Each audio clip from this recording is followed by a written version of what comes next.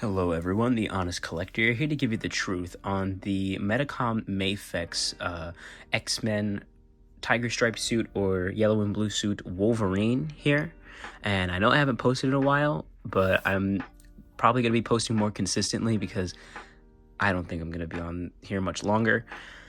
Unfortunately, I don't know how things are going to go, but I do have a lot of figures to uncover. So if you like the content, then you can at least enjoy some videos that are going to be pumped out.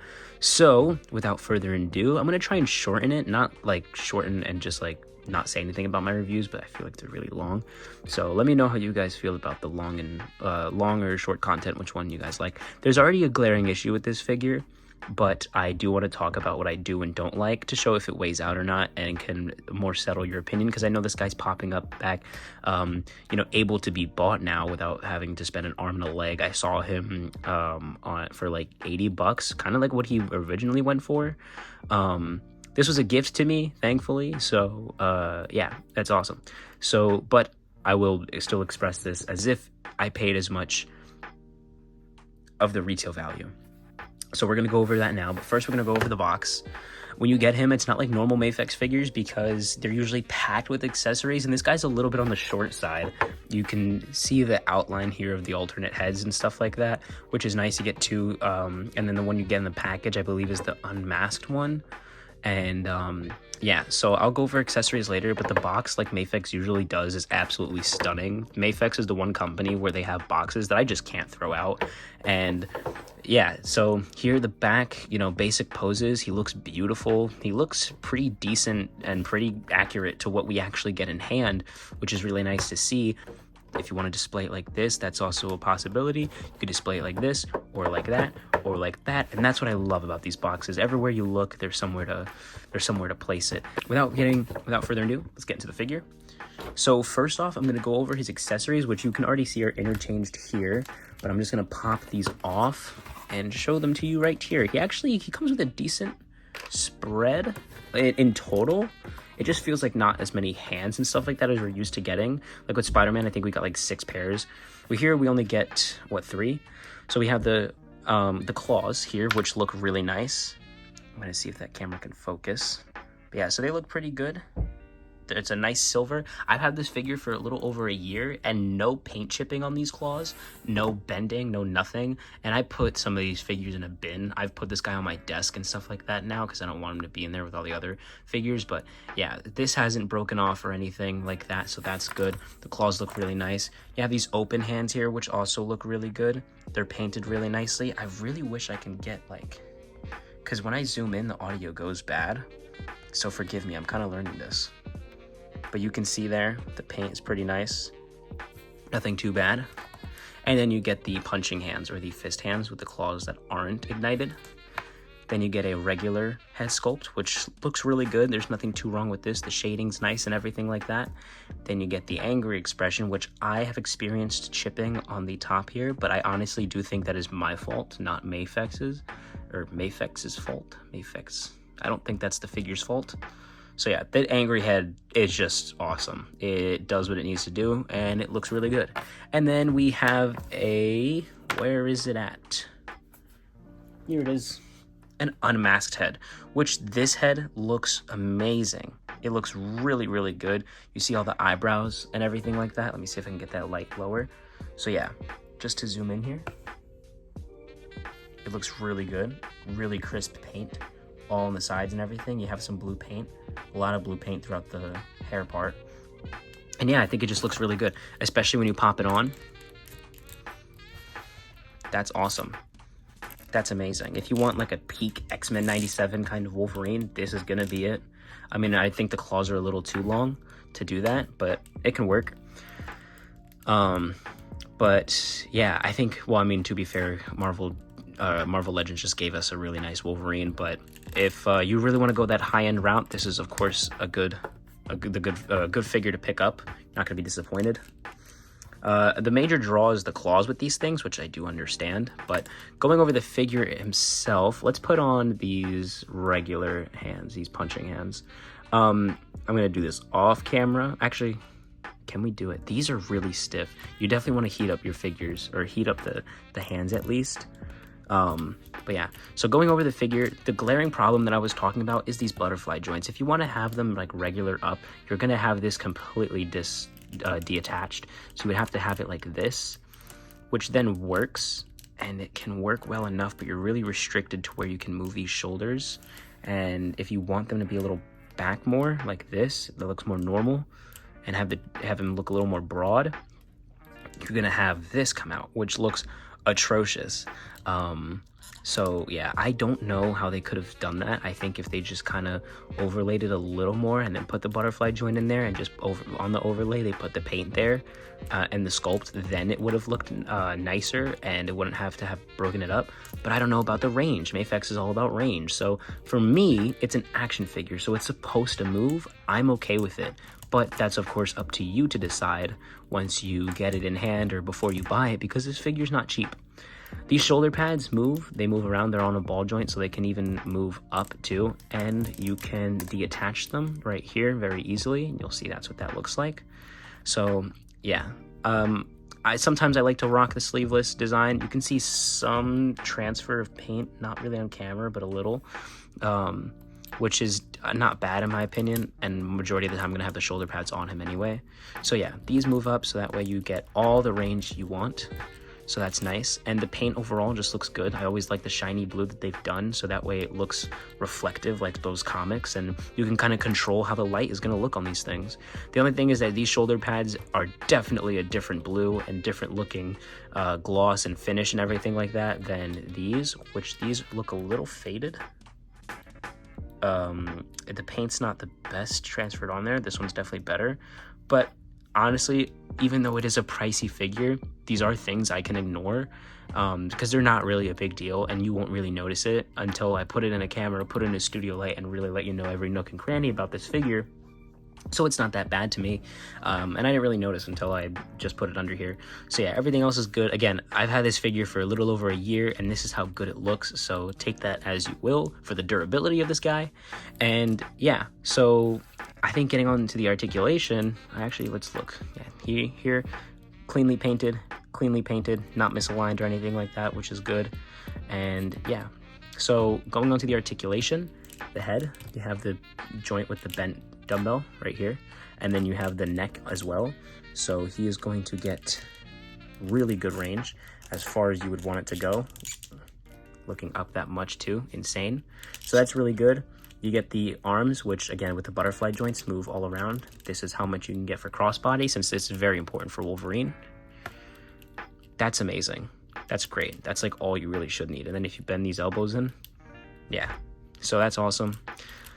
Getting them back is this much, which is good. Let me fix these arm pads.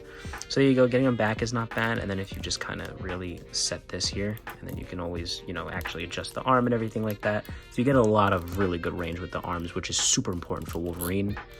And then, yeah, obviously moving them around he can, since they put this here, there's nothing blocking it. It moves with the arm, which is really nice. And the shoulder pad really doesn't get in the way at all. So that's really good. And then you have the bicep swivel, the double jointed elbows, which work perfectly. And you get the ball joint hinge. So that's gonna swivel like that any way you please. And then now to the waist, you crunch this much at top, which doesn't really seem like much. And you crunch back a little further, which I never understood why they always did that. But with the lower joint, that's how much he's crunching forward, which I know doesn't seem like, actually, yeah, no, that's a pretty good amount. I don't know what I was talking about. That's pretty good. And then side to side, you're gonna get all that waist movement that you're looking for, and especially with him looking up like that, that's nice. That's nice. So now with the legs, you are going to get a lot of paint transfer from that blue on the legs here. That is one thing I will say. Yeah, you can see right there, that's a lot of paint transfer, and I don't know how you guys are going to feel about that, but it does bug me, and that's something that I'm going to complain about. And I'm not even really forcing it, it's just kind of how the leg has to bend and move if I want to move the figure. So yeah, you have the drop down hips here, and it doesn't look very good, as you can see, all that paint transfer and stuff, so that's bad. And then you have the double jointed knees, which work really nicely. And then it looks like there was supposed to be a boot swivel, but I wouldn't try it. I do believe you're gonna break it. They put this here down towards the ankle, the end of the ankle, so you're kind of going to be a little restricted on the outside, but you can still find ways to go around that. So the ankle's good.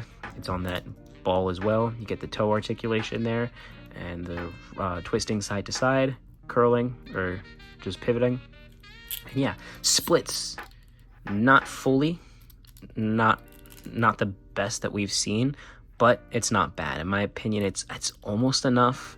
But there are some poses that I have done and some stop motions I have done where it's just like, I wish that leg could bend out a little more, and it definitely should. So I think with the really good to kind of unacceptable paint consistency, like here's a little splotchy too, as you can see. So it ranges on the figure. Some of it's good, some of it isn't, and you're just gonna have to pick and choose whether it makes up what makes up for which thing they lack. So yeah, to me, I like it, but there are definitely those issues that do bring this figure down by a bit, especially on the fact that we don't really have many accessories. Now, we do have a Mafex stand, like all the other Mafex figures, but that one did break on me. So that, I don't know how much of my fault that is. I really didn't try to bend it too much, but yeah, so that is unfortunate. But we do get the Mafex stand as well, so that's also something to include with the accessories. But there would have been nice to have some slashing effects, to have, I don't know, some other kind of hands. So this is the spread here when it comes to the accessories. We do also have a hood down piece. I gotta find that. Okay, I know I should be banished from the action figure community, but I cannot find it.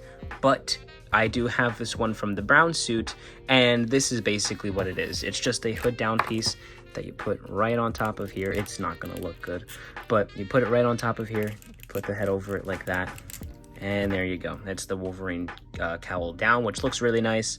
But yes, so that's how I feel on it. So now we're gonna go into these size comparisons.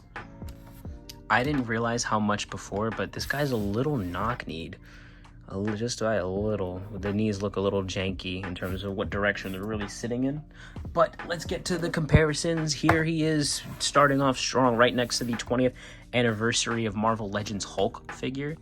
And if you guys know me, I'm going to be pulling from every figure of my bin, comparing these guys to this figure, just so that you guys can really get an understanding of how this guy's going to look on your shelf. Here he stands next to the Legacy Collection, Marvel Legends Deadpool, and the Captain America Brave New World Hulk figure, Red Hulk figure, so that's awesome to see. And then let's get him next to his brown suit Secret Wars from, wow, this is really bent, oh my goodness. But here he is next to the brown suit, or I guess it's almost like a red. The claws are all messed up. I don't really like this figure, especially since I now have the CT Toys one. But yeah, so here he stands next to him. Oh my gosh, it's super off center. But there he is. Yeah, they're about the same height. Mafex is a little taller, which I'm fine with. But yeah, oh my gosh, I gotta warm these up. Here he stands next to the Marvel Legends Secret Wars Symbiote Spider-Man and the Marvel Legends Stan Lee. Here he stands next to the Marvel Legends reissue of Doctor Doom. Here he stands next to the Marvel Legends Tobey Maguire Spider-Man from the No Way Home 3-pack. And here he stands next to the Hydra Bob and Deadpool 2-pack, Deadpool. Here's how he stands next to the Marvel Legends Tombstone from the Retro Wave and the Marvel Legends Amazing Fantasy Spider-Man.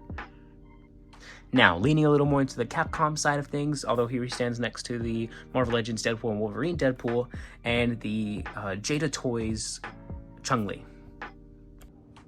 Here he stands next to the Jada Toys Ryu and Fei Long figures. And here he stands next to our coolest mascot. Here he is next to the Sonic 3 movie Sonic the Hedgehog figure. So, what are my final thoughts on this guy? I think overall it's pretty good. This definitely still does give the feeling of a premium Wolverine, or I guess a maximum one, but it definitely does its job. It does good for the pricing. I feel like definitely you're gonna have to really be in this hobby to spend the $80 on this figure, but it does deliver. The articulation, the detail that's still there, the good paint, the effort you see is there, the accessories are good enough. And not good enough isn't to I can pass it, it's good enough to where I don't see myself really missing a lot. The only thing is swiping effects or slashing effects, but Yeah, I'm gonna give this figure an 8 out of 10. Me personally, not a big fan of the claws, but the way they did it is what they were going for. And this is, of course, the reissue. So, again, I think, yeah, 8.5 out of 10 is what I'm gonna leave it at here. And yeah, I just like it. I think it was pretty good. And, you know, had a lot of fun with it. So, that's gonna be it. Thank you guys so much for watching. If you've enjoyed, please give this video a like, and don't forget to subscribe. That way I can give you the truth on the next figure. Thank you guys again for watching. Spread peace, love, be greater together. I'll see you guys in the next one.